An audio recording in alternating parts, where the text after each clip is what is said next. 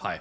Today we would like to discuss different flavors of events that you can spot in your event storming session, which will be important for you, and we'll show you how some of them map into your Ruby on Rails code, how you can use this information and how you can use this knowledge to go to do it in both ways. Right? Hi, Tomek. Hi, Łukasz. So I think we can, we will, let's say, we'll show you the heuristic that will help you when you have some kind of artifact after big picture event storming, after the chaotic exploration, and you have really a lot of events. But we know that some of them are not so important, and we will show you how to reduce the number of those events just to those that you are interested in actually. And the reason you want to do that is because you would like to have this really good material, those artifacts that you can use for analysis to actually design a new boundaries, design a better code, or just solve specific business problems. Sometimes I hope that you'll see that and you'll understand that after this episode, there are some events that just they introduce some noise. They may be important during the chaotic exploration because they may unlock people to maybe do some more events or think about the other consequences, but from the design perspective, they will just create more chaos than necessary. And we'll show you, as Tomek mentioned, the heuristics to remove them. Exactly, and in some contexts they will maybe will be important, but not in our, let's say, system in this case. I've personally I've learned this heuristic from Mariusz Gil. He's our event storming expert in Poland, right? So if you are from Poland, you most probably know him. And yeah, we will show you that now. So let's jump into the mirror board. Here you have some kind of example of the big picture event storming. We've done that for some kind of, let's say, startup idea in the past. And you can see a lot of events here, for example, and some of kind of, let's say, we can think about them. Maybe they will be like some kind of bounded context, but you can see, like, for example, some events in lead generation, some events in advertisement preparation, pricing plans, publication, and so on. And the domain here was some kind of inverse job board for developers. So it was not like the original, like regular job board where you have advertisement and as a developer you can answer this advertisement. It was the other way around. So as a developer, anonymously, I would like to post my anonymized profile. Mm-hmm. And then companies could, let's say, pick me as I'm, as I'm passing their requirements, let's say. So just to place a cooperation offer to you as a developer. Exactly. Okay. And we have, like, we know that there are too many events here, and the heuristics that we will use will split those events into 4 types. And the first type of events will be like environment events. You've seen them here in the lead generation part. And examples of them are like toxin PM detected, dev burnt out, Ruby experiment started, right? Those are like events that we don't know that they even happened in our system. They are outside of the system. They happened in the real world, right? Mm-hmm. And they are not crucial for the workshop, but they sometimes can set the context. So some people, business people, maybe they know them somehow, those events, but we are not able to track them. So those will influence the discussions and the workshop itself, but they don't exist in the system. Mm-hmm. But also you will not use them to design your system boundaries or aggregates or just basically the code design. Exactly. Mm-hmm. Yeah, Okay. but so we know, let's say, sometimes we will not, let's say, have them in our system, but we know that some huge companies that we will not mention here, they might be able to, let's say, discover those kind of events in the real world, and maybe those companies could send us an event that something happened, something like that happened, right? And then we can, let's say, subscribe, but we will get it from the external source. In our system, in this example, we skipped the lead generation at all because we knew that we will not be able on our own to detect those events as they are like environment events.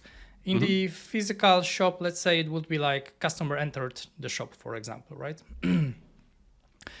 Yeah, and after environment events, we have the second type of events here that are UI events.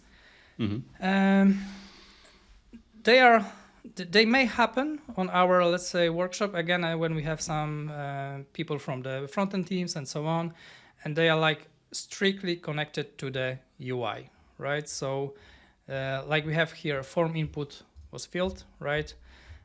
Programming course was added and so on. Added, it means added in the form on the UI, right? They don't change the system at all because sometimes they are like, all of them could be handled on the front-end side of the application. And to us, just the result of all of them happened will be interested for us because then we will, for example, store something on, create some kind of entity, aggregate on our part, but what happened before on the front end is not so important for us.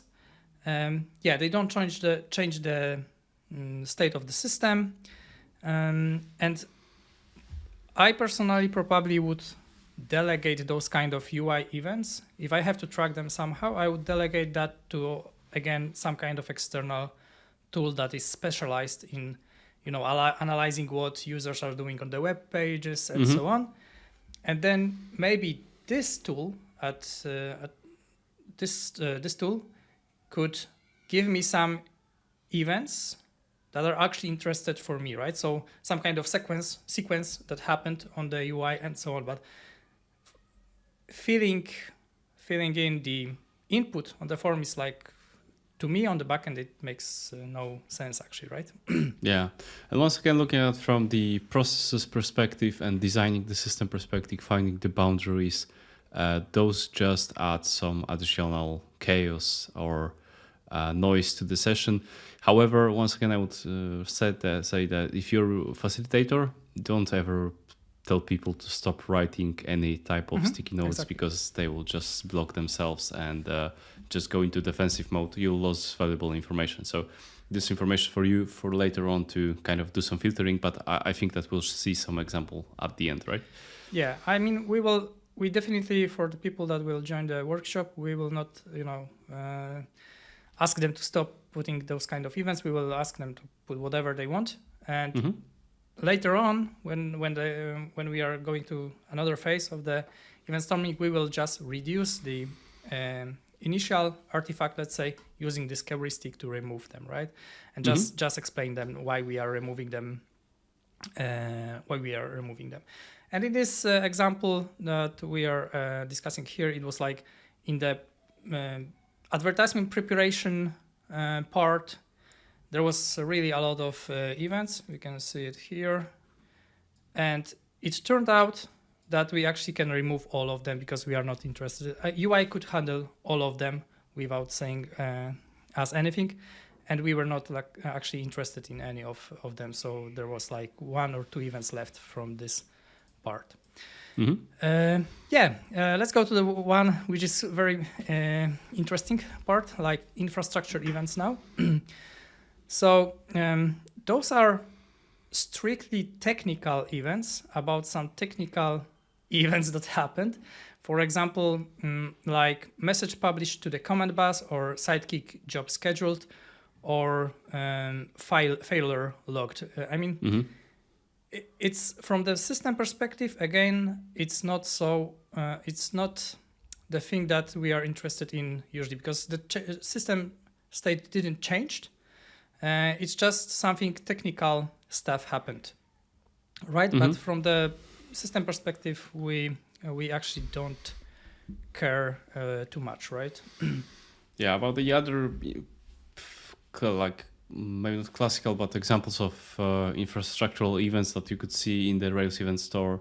Sorry, not in the Rails event store, but in the Rails event storming sessions would be, for example, after commit callback called, or after initialization callback called, and so on, right? So this is the information that is strictly technical, and it's, once again, doesn't bring so much value, especially if you're doing the session with people that don't really know about Rails, right? So you can try to avoid them. If not, then just try to filter them out after the session.